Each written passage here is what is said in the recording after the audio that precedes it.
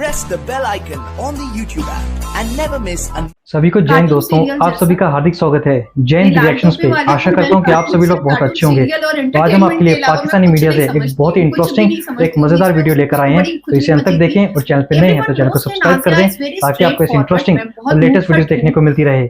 जय हिंद, जय भारत। से बिल्कुल फट जाती है इनकी हिंदुस्तान से। कहते अरे ये तो जीन्स पहनी है, आवारा औरत है, अरे ये तो बहुत ज्यादा पढ़ ली है, बहुत आवारा होगी, अरे इसने इतने टाइट ब्लाउज पहने, ची ची ची ची ची।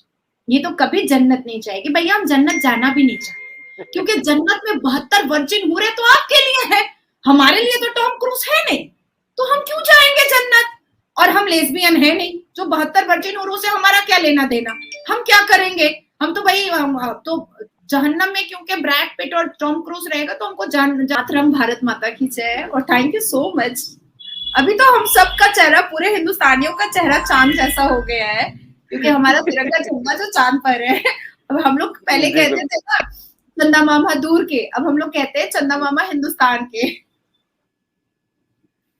Very good, very good. लेकिन पाकिस्तानी क्यों नहीं मार रहे? आपने वो क्लिप देखा होगा जिसमें जो जैद हामिद हैं, जो एक मस्करा नुमा, जिन्होंने सर पर लाल रंग की टोपी पहनी होती है, वो तो कहते हैं कि जी इसका क्या सबूत है कि इंडिया वहां पर पहुंचा है। इस पर क्या कहेंगे कि जिस तरह का उनका माइंड सेट है, उससे पहले भी वो जो गजवा हिंद के बारे में भी इस तरह की बातें करते रहे, इंडिया के खिलाफ वो मुख्तलिफ जगहों पर मुख्तलिफ बातें करते हैं। अब ये नया जो शगुफा उन्होंने छोड़ा कि जी इसका क्या प्रूफ है कि जी इंडिया जो है उसका चंद्रयान जो है वो चांद के ऊपर उसने लैंड किया। आप उनकी इस बात को कैसे देख रही हैं? कार्टून सीरियल जैसा। ये लाल टोपी वाले को मैं कार्टून सीरियल और एंटरटेनमेंट के अलावा मैं कुछ नहीं समझती हूँ, कुछ भी नहीं समझती हूँ। बीच में उसको बड़ी खुजली मची थी और हाथ बड़ा हिला हिला करके कह रहा था कि हिंदुस्तान की सेना जो है वो जमीन के नीचे से आ जाएगी, आसमान के ऊपर से आ जाएगी, बादलों को चीरते हुए आ जाएगी, ये लोग फिर सर्जिकल स्ट्राइक करने वाले हैं। तो इनकी बेसिकली, अगर मैं एकदम रॉ लैंग्वेज में, बिकॉज एवरीवन नोस के Nazia is very straight forward, मैं बहुत मुंहफट हूँ, तो इनकी फटती है हिंदुस्तान से, बिल्कुल फट जाती है इनकी हिंदुस्तान से।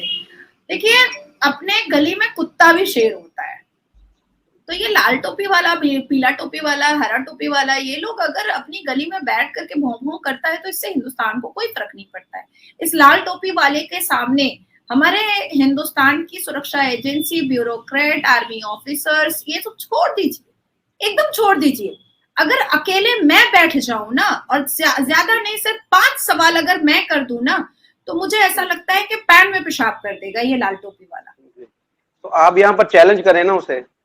बिल्कुल ओपन चैलेंज कर रही हूँ, ओपन चैलेंज। और ये लाल टोपी वाला, आपको पता है, कभी भी हमारे इंडिया के मेन स्ट्रीम मीडिया में नहीं बैठता है, कभी नहीं, क्योंकि इसको पता है। और कई लोग जो बैठते हैं ना यहाँ के मेन स्ट्रीम मीडिया में, तो मैं तो छट्टी का दूध याद दिला देती हूँ, औकात याद दिला देती हूँ कि ये पाकिस्तान की जो सरकार है, गधेड़ों का जो कारोबार करती है और अपनी गली में कुत्ते की तरह भौंकती है, और बाहर जब जाती है तो इनके पासपोर्ट पर थूक दिया जाता है। बाहर विदेशी मुल्क जो है इनके पासपोर्ट पर थूक देते हैं। विदेशी मुल्क जो है इस पूरी दुनिया के इनके पासपोर्ट को बैन कर रहे हैं, पाकिस्तानियों को हाथ पकड़ करके निकाल रहे हैं कि हमारे यहाँ सुकून चाहिए, हमारे देश में बेचैनी नहीं चाहिए और ऐसे आतंकवादी नहीं चाहिए।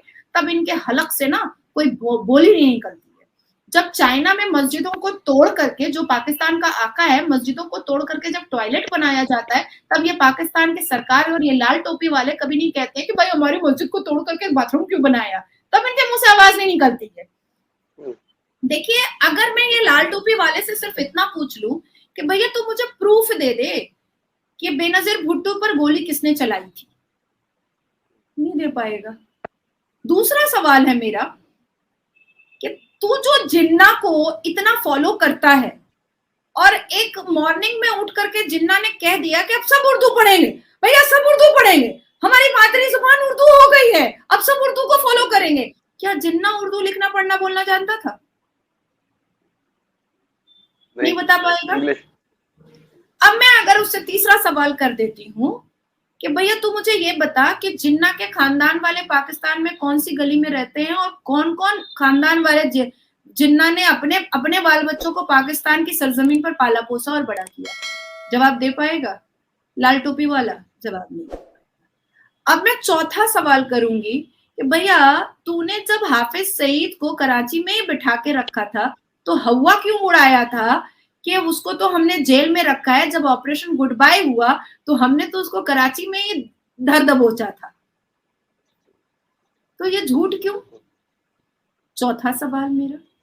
अब मेरा पांचवा सवाल कि जिगरा अगर वाकई में है और कुरान के हिसाब से जिहाद करते ही हो तो क्यों नहीं मान लिए थे कि उसामा बिन लादेन को अपने ही गार में छुपा कर रख करके रोटी और बोटी दे रहे थे?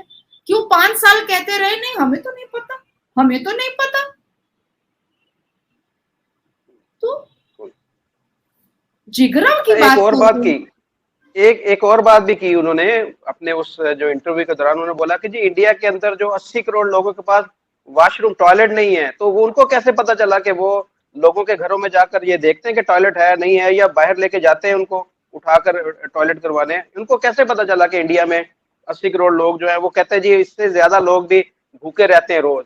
इस तरह की बात करने का मकसद क्या है उनका? देखिए मुजफ्फर भाई, अगर आप काटिएगा नहीं तो मैं बहुत सटीक जवाब देना चाहूंगी, पर मैं आपसे रिक्वेस्ट करूंगी कि काटिएगा नहीं। जी ठीक है, मैं नहीं काटता। देखिए ये लाल टोपी वाला हो, बिल्लो रानी हो, शाजिया मर्री हो, या इमरान खान की औकात अभी क्या है वो तो दिख रही है, या शहबाज शरीफ हो, या जो अभी केयर टेकर आपका प्राइम मिनिस्टर बैठा हो, जो अपने देश के लोगों को महफूज नहीं रख सकता है, जो अपने देश में अहमदिया और शिया बोल करके मस्जिदों में बम फटवाता है, जो अपने देश में लड़कियों के उठान पर नजर रखता है कि कब इसको पीरियड्स होगा और कब हम इसका निकाह करने के लिए फतवा जारी करें, ऐसे लोग बड़ी बड़ी बातें बोलते हैं तो मुझे तो हंसी आती है। दूसरी बात के लाल टोपी वाले ने जो ये बात कही है कि इंडिया में लोगों के पास बाथरूम नहीं है, तो भाई तेरे मुंह पे हगने तो कोई नहीं जा रहा है ना। हिंदुस्तान कितना तरक्की याफ्ता है, हिंदुस्तान कितना सक्सेसफुल है, हिंदुस्तान की जीडीपी किस नंबर पे है, हिंदुस्तान का डिफेंस किस नंबर पे है, हिंदुस्तान की मिलिट्री कहां तक पहुंच चुकी है, हिंदुस्तान का इकोनॉमिकल ग्राफ कहां तक पहुंचा है, हिंदुस्तान की क्या इज्जत है, ये पूरी दुनिया को पता है। लाल टोपी वाले गधेड़ों से हम लोगों को जानने की जरूरत नहीं है, बिल्कुल भी जरूरत नहीं है। अब आती है बात भूखों मरने की, तो भाई हिंदुस्तान से तो कोई ऐसा वीडियो वायरल नहीं हुआ कि लोग मोर चोरी कर रहे हैं, खरगोश चोरी कर रहे हैं, घरों में पत्थर मार रहे हैं, गवर्नमेंट क्वार्टर्स को लूट रहे हैं, आटा चावल का लाइन लगा रहे हैं, ये तो नहीं आया भैया। देखिए हिंदुस्तान में चंद ऐसे लोग हैं, मैं मानती हूँ चंद ऐसे लोग हैं मुस्लिम कम्युनिटी के, खास करके असदुद्दीन अवैसी जैसे लोग हैं जो हिंदुस्तान को बदनाम करने के लिए ऐसी स्पीचेस देते हैं जहां पर वो ये दिखाना चाहते हैं पाकिस्तान को कि देखो देखो हिंदुस्तान में मुसलमान डिप्राइव हैं। पर अगर हिंदुस्तान में मुसलमान डिप्राइव होते तो क्या पश्चिम बंगाल में मुसलमान नासिर खान, कादर खान भरे सड़क पर एक फॉरेनर का रेप कर पाता? अगर हिंदुस्तान में मुसलमान डिप्राइव होते तो क्या नूह में जो अभी इतना वायलेंस मुसलमानों ने किया है वो कर पाता? अगर हिंदुस्तान में मुसलमान इतने डिप्राइव होते तो क्या मेवात में जो हिंदू महिलाओं के सिंदूर को मिटाने का जो उन्होंने घिनौना अपराध किया है क्या वो कर पाता? हिंदुस्तान में मुसलमान अगर डिप्राइव होते तो क्या ज्ञानवापी का एएसआई सर्वे के रिपोर्ट के लिए ऑर्डर सुप्रीम कोर्ट से लेकर के हिंदू पक्षों को आना पड़ता? क्या हिंदुस्तान में मुसलमान डिप्राइव होते तो क्या इमाम बुखारी भाषण दे पाते जामा मस्जिद से? ये पॉसिबल होता? ये तो पॉसिबल नहीं होता। हिंदुस्तान में अगर मुसलमान डिप्राइव होते तो ये लाखों मदरसे कैसे अप्रूव्ड होते? हिंदुस्तान में अगर मुसलमान डिप्राइव होते तो ये लाखों उर्दू स्कूल कैसे होते? हिंदुस्तान में अगर मुसलमान डिप्राइव होते तो ये लाखों के नंबर में मस्जिदें कैसे होती? हिंदुस्तान में अगर मुसलमान डिप्राइव होते तो ये दाढ़ी टोपी वाले लुंगी छाप जो लुंगी के अंदर चड्डी पहनना नहीं सीखे हैं इस्लाम से, ये लोग इतनी बड़ी बड़ी बोली कैमरा के सामने कैसे बोल पाते? फ्रीडम ऑफ स्पीच है भैया। हमारे मोदी जी जो है ना सबको देते हैं हवा, बोलो बोलो बोलो, मुझे कोई फर्क नहीं पड़ता, मेरा काम है अपनी जनता को अपना परिवार मानना। और चंद बेवकूफ मुसलमानों की वजह से हमारे भारत के प्रधानमंत्री हम जैसे मुसलमानों के मुस्तकबिल से कभी नहीं खेल सकते हैं, कभी नहीं। ये हमारे भारत के प्रधानमंत्री हैं जिनको हमेशा हमेशा मलाइन किया है मुसलमान के धर्म के ठेकेदारों ने, इन मनहूसों ने, इन नहसों ने हमेशा मलाइन किया है। और फिर भी हमारे भारत के प्रधानमंत्री खड़े होकर के मन से ये कहते हैं कि आप अल्लाह को माने क्योंकि वो आपके खुदा हैं, लेकिन उसी खुदा ने इल्म के बारे में बात कही है। तो बराए मेहरबानी मैं आपसे रिक्वेस्ट करता हूं कि मुसलमान पसमानदा कौम को इल्म से वाबस्तगी करनी चाहिए, इल्म से रुजू करना चाहिए। ये वही भारत के प्रधानमंत्री हैं जो कहते हैं कि मदरसे के बच्चों के हाथ में कुरान है तो कंप्यूटर भी दे दो प्लीज। दोस्तों आशा करता हूँ कि वीडियो को अपने अंत तक देखा होगा और ये वीडियो आपको बहुत पसंद आई होगी। अगर आपको वीडियो अच्छी लगी है तो इसे लाइक और शेयर जरूर कर दें और अपने विचार हमें कमेंट सेक्शन में लिखकर जरूर बताएं। हमें आपके कमेंट्स का इंतजार रहेगा और चैनल पर नए हैं तो चैनल को सब्सक्राइब कर दें ताकि आपको ऐसी इंटरेस्टिंग और लेटेस्ट वीडियोस देखने को मिलती रहे। तो चलिए फिर मिलेंगे ऐसी किसी इंटरेस्टिंग और मजेदार वीडियो में, तब तक अपना ध्यान रखिए। जय हिंद, जय भारत।